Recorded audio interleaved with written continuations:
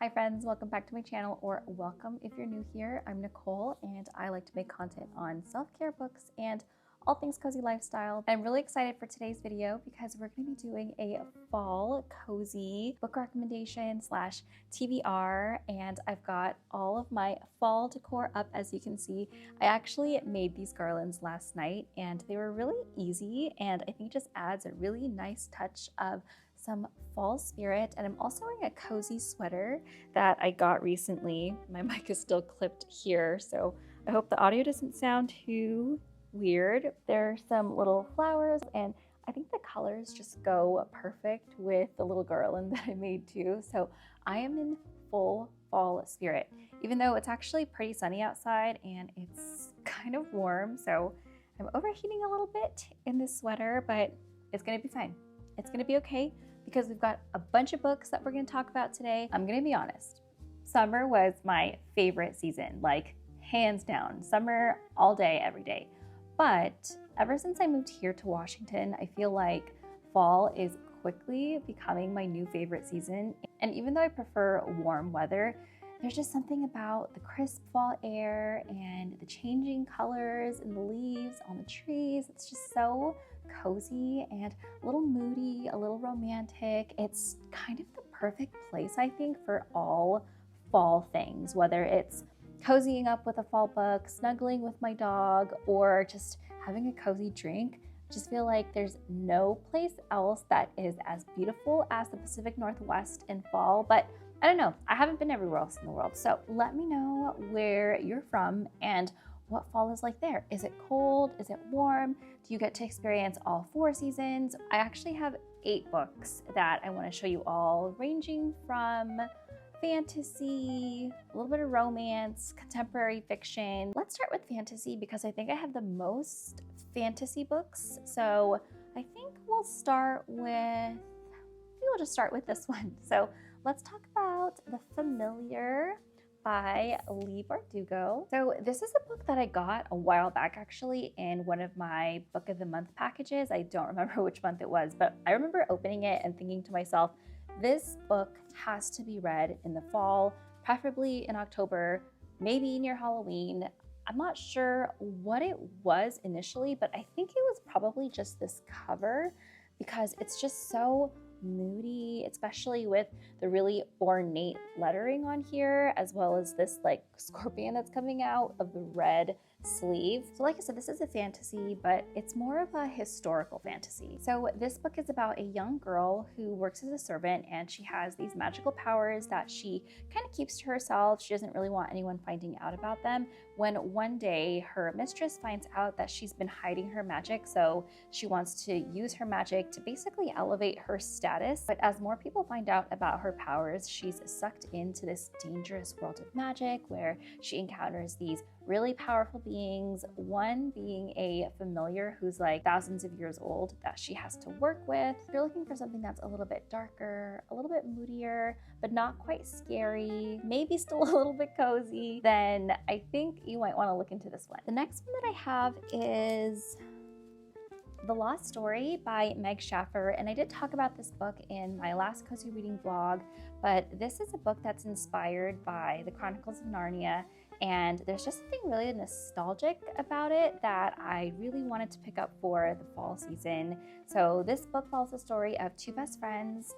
Their names are Jeremy and Rafe, and they end up venturing into the forest when they're really young, and they get lost and disappear for 6 months, and they magically reappear but without any memory of what happened. So fast forward later on, they're adults and they're just living their lives when all of a sudden a young girl goes missing in the same exact forest that they disappeared from. So the 2 best friends have to investigate and essentially save the day. The next book that I have is The Keeper of Enchanted Rooms, and it follows the story of a man who inherits a house, but not just any house. He inherits a magical house that has a personality of its own. So the house has a mind of its own where it'll go around locking doors and rearranging furniture and just being kind of mischievous. So he teams up with a magical caretaker so he can figure out how to control the house, and they uncover some secrets along the way. So I chose this book because I thought the magical element sounded really nostalgic, so It kind of reminded me of Hogwarts, where you would have the moving staircases, and I just wanted something that felt really, really cozy and whimsical and magical, which is kind of the theme of all of the fantasy books that I picked. The next book is The Lost Bookshop, and I don't actually have that one with me. I have it on my Kindle. The Lost Bookshop is kind of interesting because it's both a contemporary and a historical fantasy. So there are two alternate timelines where it follows the story of three different characters: Henry, Opaline, and Martha. And there's this magical bookshop involved. They discover a hidden bookshop that only appears when they need it most. So this story is actually set in two different time periods. So it's set in Ireland, but it's in the 1920s for one of the timelines, and then in present day for the other timeline. I've already read 50% of this book so far, and I'm really enjoying it. I feel like it's perfect if you really love books, if you love stories about bookshops, and you also are looking for something that has a hint of magic in it as well, then I think you'll like this one. Those are all of the fantasy books that I have, but I have a couple different genres that I want to talk about as well. So let's get into the next one. I think I want to talk about this one next. So the next book that I have is a contemporary fiction, and it is Welcome to the Hunamdong Bookshop, and it's written by a Korean author, and it was translated into English. And I actually discovered this book at the library because I was looking for some cozy books, so I figured I'd ask my librarian if she had any recommendations, and she told me this is one of her favorite books of all time. She said that it's just the perfect cozy read. This book follows the story of a woman who quits her corporate job and decides to open up a small, quaint little bookshop in her neighborhood. So it starts off with this revolving door of characters who become regulars at the bookshop, and at first they kind of just do their own thing. They start to befriend each other, and this bookshop ends up being a place of comfort and connection for these characters. And I've actually almost finished this book already, and it's such a cute book. This book doesn't really have a plot, to be honest. I feel like the book just follows our characters around as they kind of reflect on everyday things that happen to them, little interactions that they have, and thoughts that they have about life and connections and societal expectations and pressures, and they really just find comfort and solace in one another. So if you're looking for a book that is more quiet, reflective, and almost meditative, then I think this will be a good book for you. But if you're looking for something that's a little more plot-driven and a little more action-based, then you might find this book a little bit boring. But I think that's kind of the point.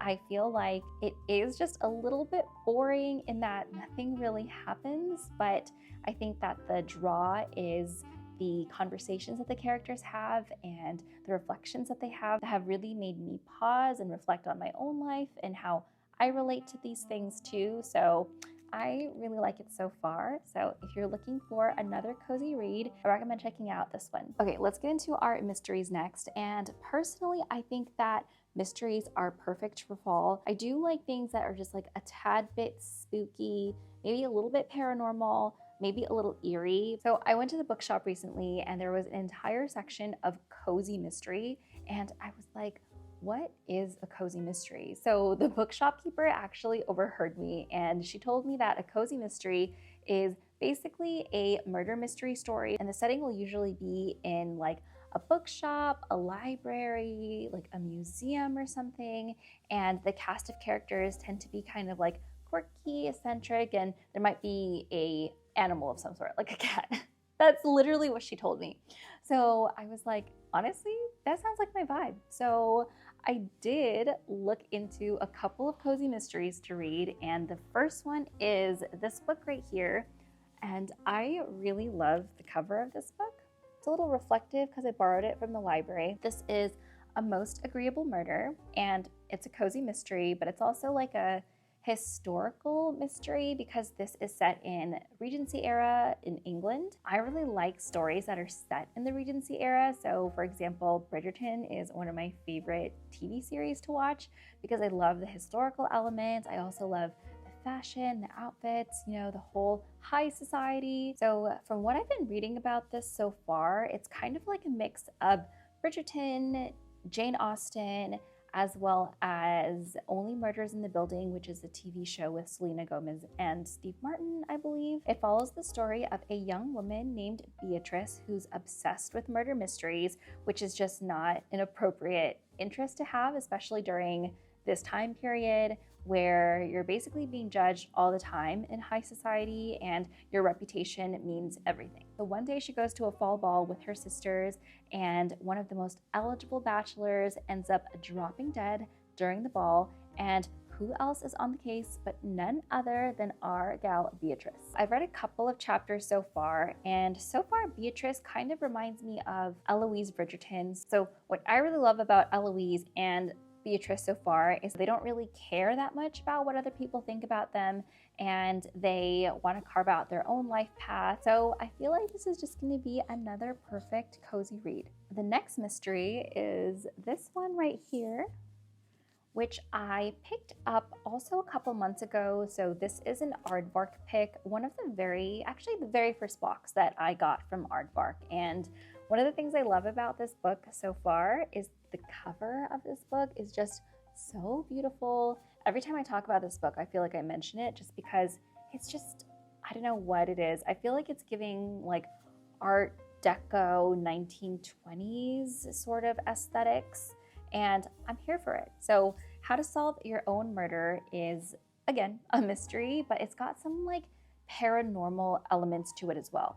I don't know too much about the story, but from reading the back of the book, I believe it follows the story of a woman who tries to solve her own murder. So I think she gets like a premonition, or maybe it's a fortune. Somebody tells her her fortune, and she finds out that she's going to be murdered later on in her life. So she attempts to figure out and solve her murder before she's even murdered, which that was really interesting. So I'm excited to pick this one up, and I might actually save this for a Halloween vlog.